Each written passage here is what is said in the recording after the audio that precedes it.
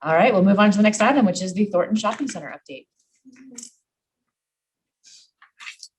So this format we're using tonight is the first that we'll be using every planning session from now on, this template. So it should be as much information as we know, pushing it out. And we'll also hang these slides. We're going to videotape this, hang this videotape online. These slides will also go online. Access them.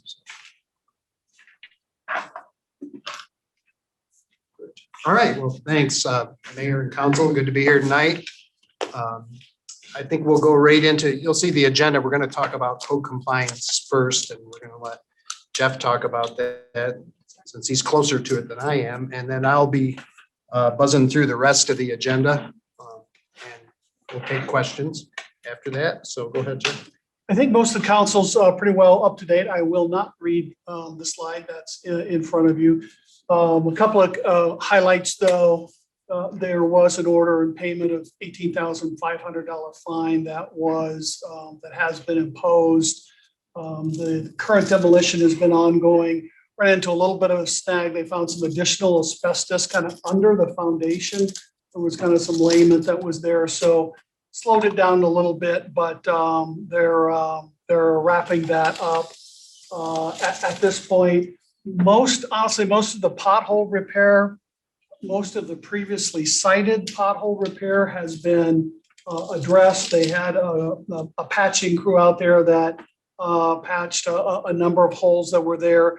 There is some additional damage as a result of the heavy equipment that was on site doing the asbestos abatement and the demolition work. And honestly, just given the age and the condition of that parking lot, like several of the parking lots in the community with really high heats and any sort of use, it's kind of a continuing issue. So honestly, they're wrapping up kind of that first and second wave of violations. There's a few outstanding issues, but they potentially could have them all on hand by July 30th. We will continue to inspect and continue to provide notice and pursue that.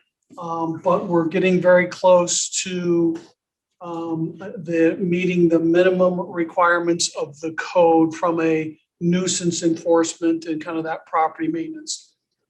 That is not to say that staff believes that we've reached any level of success overall, obviously for the shopping center, but in terms of that enforcement action, if you all or the residents hear of anything, please let us know. We have people out on the site every day, Monday through Friday, at some point in the process. But in the event that we happen to miss something, please let us know. Sherry, Oh, I'm sorry, what? you pushed your button. I haven't touched my button, but I do have a question. Maybe you were fixing it on the No. sticky. Oh, well, anyway, no, my question is, do we have an updated map of the infected area, the contamination area? Or are we still looking at the same map that was given to us before? Is there an updated one? I think Chad's going to cover that. I think we're in process. Yeah, the one on our website is still the most current map of that. However, we're resurveying. Oh, yeah. And I'll get to that. In my presentation. Yeah, sorry, I was confused. All right, thank you. So regarding eminent domain action items, and just backing up for a second, you all already know this, but for the benefit of the public, we're sort of trying to do everything we can. So we're pursuing eminent domain. We're also pursuing voluntary acquisition of non-contaminated portions of the site. And we're also courting developers and trying to get them interested. I think the closer that we as a city get to having an ownership stake in the property, the less likely it'll be that we'll be able to find a single developer to swoop in and purchase it, but you never know. I think eventually we'll probably be looking at a request for proposals kind of scenario where the city has title to most of the property and then invites the developers to compete. They don't want to compete, but I think that'll be the best for the city at the end of the day. So eminent domain action items, our legal team has compiled the list of action items you see displayed on the screen. There's sort of an order, at least the way we know the order today. So the first couple things, I'm managing the contracting for both the environmental testing and the surveying to determine the boundaries of the non-contaminated portion of the property. And those two things, the testing and the survey, are necessary before we file eminent domain. We had to have a legal description. And it has to be a description we can rely upon and have confidence that what we're acquiring is not contaminated. So those are going to be done in September. And we also believe that the eminent domain appraisal rework that we're doing, the information we're getting from our consultant is you can't get it done until the end of August at the earliest. So that'll come in sometime in September as well. Those three things had to be completed before we do anything formal with respect to eminent domain. Feel free to interrupt if you need to, though. I will. That's my understanding of it. Okay, so and then the phase 1 and 2 environmental site assessments will have to wait till a little later in the process because those have a shelf life, and we don't want to start them now and then have to redo them down the road. So they're on our list. And believe me, the list that we have between legal and our office is a lot larger than this one and a lot more detailed, but we're trying to keep it simple. Council is tentatively scheduled, I think it says on here, for August 24th to adopt the updated blighted condition survey. I just found out about an hour ago that we're going to need to push that back to September 14th due to noticing requirements and publication timelines. So, but we're working on that with Kristen to get that on the agenda. It's Kevin, I see your look. It's it has to be posted in a local newspaper. And I think the publishing requirements for getting a local paper are different than just being able to post it on our normal hearing Correct. website. And that's why I don't think we would have to get it posted by, published by Friday of this week, I think, in order to meet the August 24th deadline. And so the remainder of the action items on this list, as I said, can't be initiated until we've completed the testing, the surveying, and the appraisal work. At that time that's completed, you'll have a map you can look at and understand for sure. So we're looking at the balance of 2021 to complete the rest of the tasks on this list. Which do I hit on this, Jeff? This one? All right. So contamination cleanup status. Thornton LLC, who's the owner, they have hired Quantum to manage the cleanup obligations. The change in consultants resulted from the sampling and waste handling irregularities that we observed earlier this year. And so we see that as good news. Quantum has a really good reputation in the business. Thornton LLC still has until the end of August to complete the offsite injections and until November 1st to submit the report on this phase of cleanup to the Colorado Department of Public Health and Environment, or CDPHE.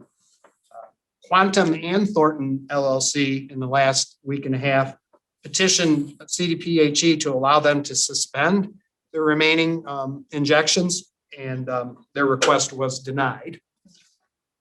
Quantum is also concerned, as are we, that the current approach to remediation is not likely to be effective.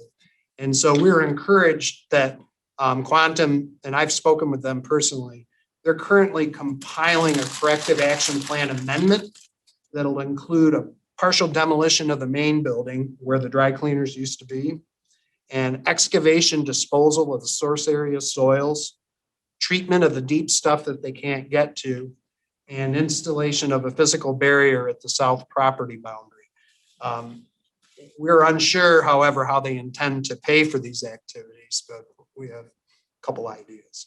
So that's where we're at with that. And that is, I see that as good news, that finally the remediation approach they're taking makes sense to our consultants. Our consultants have given it a thumbs up. That may be the first time. So that's good. We'll go on to negotiations. As I said, we're talking to everybody we can. We think that we still have a decent relationship with the owner. We have traded term sheets regarding a potential voluntary city acquisition of non-contaminated land. The latest terms from Thornton LLC are unacceptable, and staff is preparing a response right now. We've also briefed 2 development teams in the past 2 weeks. Again, they're familiar people to you all, Flywheel Capital and the Iron Woman Partnership that partnered with a housing developer. But again, as I said earlier, as the city comes close to an ownership stake in the property, it becomes more likely that ultimate redevelopment will be achieved through a request for proposals process and not, and you know, unless we get really lucky and a developer swoops in and buys out the property. So that's the update on that. And finally, communications. Our communications department has created an opt-in email list as part of the city's T-mail system. And I apologize for not getting this link in the presentation, but you can sign up for Thornton Shopping Center email updates at TAlerts, TALERTS.thorntonco.gov. You can find it on the website too. If you go on the website and search for T-Alerts, it'll come up.